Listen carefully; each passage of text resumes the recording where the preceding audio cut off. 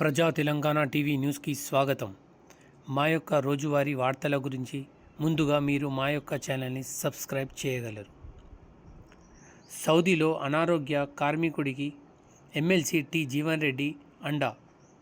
జగిత్యాల పట్టణం మహాలక్ష్మి వాడకు చెందిన సిరిమల్ల విష్ణు 39 సంవత్సరాలు. ఏప్రిల్ మొదటి వారంలో ఒక కంపెనీలో క్లీనర్గా పనిచేయడానికి సౌదీ అరేబియాలోని రియాద్కు చేరుకున్నాడు. వెళ్ళేటప్పుడు ఆరోగ్యంగా మెడికల్ ఫిట్ ఉన్న విష్ణు అక్కడి వాతావరణ పరిస్థితులు అనుకూలించక మెడపై గడ్డలు ఏర్పడి రక్త విరేచనాలు తీవ్ర అనారోగ్యం పాలై ఆసుపత్రిలో చికిత్స పొందుతున్నాడు. విష్ణు కుటుంబ సభ్యులు ఈ విషయాన్ని ఎమ్మెల్సీ టి జీవన్ రెడ్డి దృష్టికి తీసుకువెళ్లారు.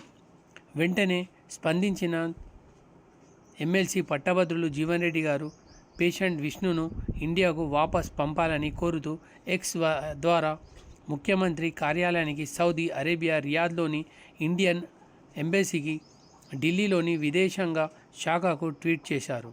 స్పందించిన భారత రాయబార కార్యాలయం అధికారులు కంపెనీ యాజమాన్యం విష్ణును ఇంటికి పంపే ఏర్పాట్లు చేస్తున్నారు.